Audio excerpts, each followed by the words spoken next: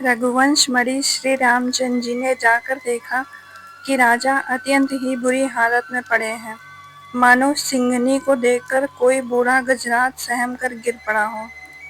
राजा के होठ सूख रहे हैं और सारा शरीर जल रहा है, मानो मणि के बिना सांप दुखी हो रहा है।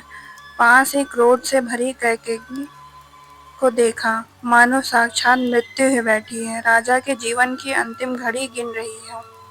श्री रामचंद्र जी का स्वभाव कोमल और करुणामय है। उन्होंने अपने जीवन में पहली बार यह दुख देखा। इससे पहले कभी उन्होंने दुख सुना भी न था। तो भी समय का विचार करके हृदय में धीरज धरकर उन्होंने मीठे वचनों से माता कैकेयी से पूछा, हे माता, मुझे पिताजी के दुख का कारण कहो, ताकि जिससे उसका निवारण हो सके। कैकेयी ने कहा, हे राम, सुनो, सारा कारण यही है कि राजा का तुम पर स्नेह बहुत ज्यादा है। इन्होंने मुझे 2 वरदान देने को कहा था। मुझे जो कुछ अच्छा लगा वही मैंने मांगा।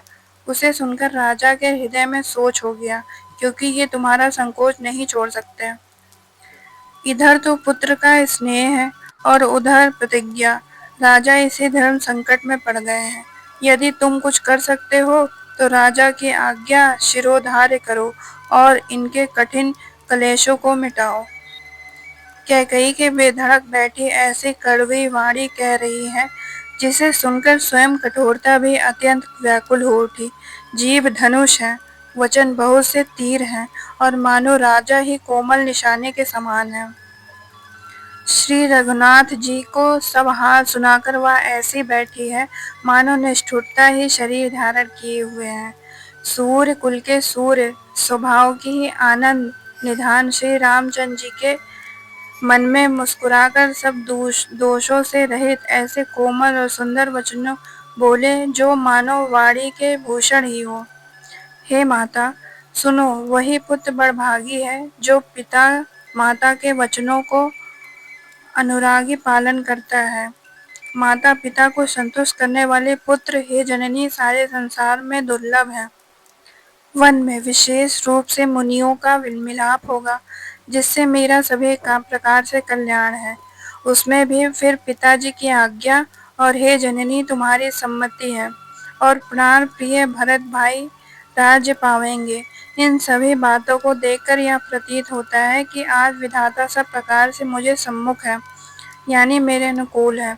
यदि ऐसे काम के लिए भी मैं वन को न जाऊं तो मूर्ख के समाज में सबसे पहले मेरी गिनती करनी चाहिए, जो कल्प वृक्ष को छोड़कर रेण की सेवा करते हैं और अमृत का त्याग करके विष मांग लेते हैं। हे माता, तुम मन में विचार कर देखो, वे महामूर्ख भी ऐसा मौका पाकर कभी न चूकेंगे।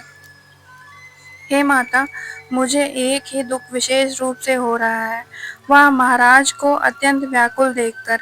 इस थोड़ी सी बात के लिए ही पिताजी के इतना दुख भरे हो गए। हे माता, मुझे इस बात पर विश्वास नहीं होता, क्योंकि महाराज तो बड़े ही धीर और गुणों के अथाह समुद्र हैं।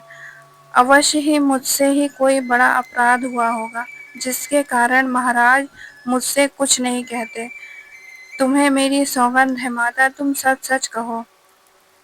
रघुकुल में श्रेष्ठ श्री रामचंद्र जी के स्वभाव से ही सीधे वचनों को दुर्बुद्धि कहकर टेढ़ी ही करके जान रही है। जैसे यद्यपि जल समान ही होता है, परंतु जोंक उसमें टेढ़ी चाल से ही चलती है। रानी कैकेयी श्री रामचंद्र जी का रुख पाकर हर्षित हो गई और कपटपूर्ण स्नेह दिखाकर बोली, तुम्हारी शपथ और भरत की सौगंध है, मुझे राजा को दुख का दूसरा कुछ भी कारण नहीं दिखता। हे तात, तुम अपराध के योग्य नहीं हो। तुमसे माता पिता का अपराध बन पड़े यह संभव नहीं है। तुम तो माता पिता और भाइयों को सुख देने वाले हो। हे राम, तुम जो कुछ कर रहे हो वह सब सत्य है। तुम पिता माता के वचनों के पालन में तत्पर हो। मैं तुम्हारी बलिहारी जाती हूँ। तुम पिता को समझाकर वही बात कहो, जिससे बुढ़ापे में इनका अपयश न हो, जिससे पुण्य के इनके तुम जैसे पुत्र दिए, उसका निरादर करना उचित नहीं है। कैकेयी के बुरे मुख में ये शुभ वचन कैसे लगते हैं, जैसे मगध देश में गया आदि का तीर्थ। श्री रामचंद्र जी को माता कैकेयी के ये सब वचन ऐसे अच्छे लग रहे थे जैसे गंगा जी में जाकर अच्छे बुरे सभी प्रकार के कर्मों को शुद्ध किया जाता है। इतने में राजा की मूर्छा दूर हुई। उन्होंने राम का स्मरण करके कहा, राम, हे राम, फिर कर करवट ली। मंत्री ने श्री रामचंद्र जी का आना कहकर समयानुकूल विनती की। जब राजा ने सुना कि श्री रामचंद्र जी पधारे हैं तो उन्होंने धीरज का धर के नेत्र खोली। मंत्री ने संभाल कर राजा को बैठाया। राजा ने श्री रामचंद्र जी को अपने चरणों में पड़ते प्रणाम करते देखा। स्नेह से विकल राजा ने श्री रामचंद्र जी को हृदय से लगा लिया, मानो सांप ने अपनी खोई हुई मणि फिर पा ली हो। राजा दशरथ जी ने श्री रामचंद्र जी को देखते ही रह गए। उनके नेत्र आंसुओं की धारा बहा चली। शोक के विशेष वश होने के कारण राजा कुछ ही कह ही नहीं सकते। वे बार बार श्री रामचंद्र जी को हृदय से लगाते और मानो ब्रह्मा जी को मनाते हैं कि जिससे रघुनाथ जी वन को ना जाएं। फिर उन्होंने महादेव जी का स्मरण करके उनसे निहोर करते हुए कहा, हे सदाशिव, आप मेरी विनती सुनिए। आप आशुतोष हैं, शीघ्र प्रसन्न होने वाले और अव्वर दानी है, मुँह मांगा वर देने वाले। अतः मुझे अपना दीन सेवक जानकर मेरे दुख को दूर कीजिए। आप प्रेरक रूप से सबके हृदय में हैं। आप श्री रामचंद्र जी को ऐसी बुद्धि दीजिए जिससे वो मेरे वचन को त्याग कर और शील स्नेह को छोड़कर घर में ही रह जाएं। जगत में चाहे अपयश हो और सुयश नष्ट हो जाए, चाहे मैं नरक में गिरूं अथवा स्वर्ग चला जाऊं, और भी सब प्रकार के दुख सुख आप मुझसे सहन करा लें, पर श्री रामचंद्र मेरे आंखों की ओट न हो। राजा मन ही मन इस प्रकार विचार कर रहे हैं, बोलते नहीं। उनका मन पीपल के पत्ते की तरह डोल रहा है।